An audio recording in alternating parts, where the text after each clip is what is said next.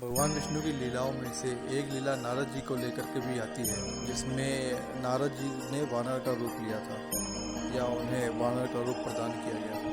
कहानी कुछ इस तरीके से है, जिसमें भगवान श्री नारद किसी वन की तरफ प्रस्थान करते हैं, जहाँ पर बहुत ही सुगंधित हवा चल रही थी और बहुत ही अच्छा वातावरण था। तो उस वातावरण को देखकर भगवान नारद को भगवान विष्णु की याद आई और वो वहाँ पर तपस्या करने के लिए बैठ गए। उनकी इस तपस्या को देखते हुए इंद्र को भय हुआ कि कहीं वो तपस्या करके उनका इंद्रासन न ले लें, स्वर्ग न ले लें। इस वजह से उन्होंने वहाँ पर कामदेव को भेजा। कामदेव पहुँचते हैं, कामदेव ने वहाँ का सारा वातावरण बदल दिया और अप्सरा भी वहाँ पे आई। अप्सराएं डांस करने लगी।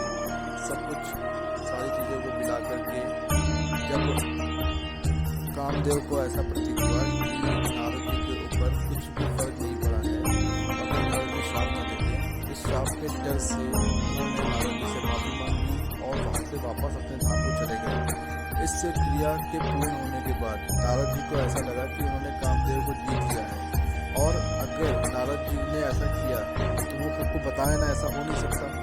इसलिए नारद जी सबसे पहले भगवान शिव के पास गए। उन्होंने उनको बताया कि उन्होंने किस तरीके से कामदेव को जीत लिया है।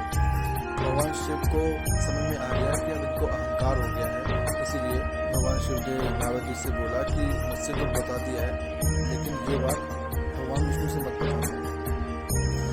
फिर ये बात जान करके नारद जी को थोड़ा सा बुरा लगा, लेकिन उन्होंने सोचा कि मैं ऐसा कैसे हो सकता है कि मैं भगवान विष्णु को ना बताऊँ।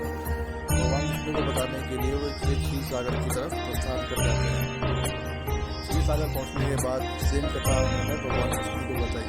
भगवान विष्णु को भी मालूम चल गया कि इनके ऊपर अहंकार का साया आ चुका है, इसलिए इनको अपने भक्तों को अहंकार से दूर करने के लिए उन्होंने उन्हें समझाया कि ऐसा मत सोचो। लेकिन फिर भी वो ऐसा सोचने लगे कि मतलब उनको भी सही नहीं लगा। फिर भगवान ने उनकी माया को खत्म करने के लिए और अहंकार को खत्म करने के लिए एक मायावी नगरी तैयार की। उस मायावी नगरी में एक राजा था और उसकी विश्व मोहिनी नाम की पुत्री थी। तो जब वहाँ पर नारद जी पहुँचते हैं तो उन्होंने देखा कि वहाँ पर स्वयंवर की तैयारी चल रही थी। तो राजा ने बोला कि नारद जी, आप मेरी बेटी का हाथ देख करके बताइए कि इसका होने वाला वर कैसा होगा। तो नारद जी ने देखा कि जो भी इनके हाथ में जो भी वर है उसकी पूरी दुनिया सेवा करेगी और पूजा करेगी, और वो इतनी खूबसूरत थी कि नारद जी भी इसको देखकर मोहित हो गए। अब उन्होंने ये भी देखा कि इसमें ये लिखा हुआ था कि हरि के समान मुख वाली से ही उनकी शादी हुई। अब वहाँ पर हाथ देखने के बाद वापस भगवान विष्णु के पास जाते हैं। भगवान विष्णु से जाकर के वो वर मांगते हैं कि जो उनका मुख है वो हरि के समान है। तो हरि का एक नाम वानर भी होता है। अब उन्होंने भगवान विष्णु ने उनका मुख वानर से कर दिया। फिर इसके बाद वो वत्स महल में जाते हैं। स्वयंवर चल रहा होता है। स्वयंवर के टाइम पर भगवान विष्णु भी वहाँ पहुँच जाते हैं नर का रूप लेकर के। तो वहाँ पर पहुँचने के बाद वो देखते हैं कि जो वहाँ पे महिलाएं और जो वहाँ पे बैठे हुए दूसरे राजा थे वो इनको देख करके हंस रहे थे। तो इनको ऐसा लगा कि शायद ये ज़्यादा अच्छे लग रहे होंगे, इसलिए उनको जलन की वजह से लोग हंस रहे हैं। फिर जो वहाँ पे विश्व मोहिनी नाम की उनकी बेटी थी, राजा की बेटी ने भगवान विष्णु को ही अपना वर चुन लिया। ये देख करके नारद जी को बहुत गुस्सा आया। फिर उन्होंने देखा अपना मुख पानी में, तो उनको दिखाई पड़ा कि वो उनका मुख हरि के समान नहीं वानर के समान है।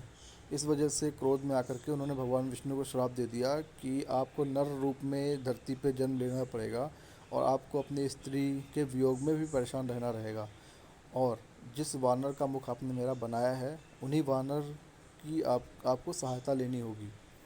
उसके बाद फिर भगवान विष्णु ने उनके श्राप को स्वीकार किया और माया को ख़त्म कर दिया। माया के ख़त्म होते ही नारद जी को ऐसा एहसास हुआ कि उन्होंने जो किया वो गलती करी है और उनका जो अहंकार था वो नष्ट हुआ। ऐसे ही और वीडियो पाने के लिए हमारा चैनल सब्सक्राइब करें।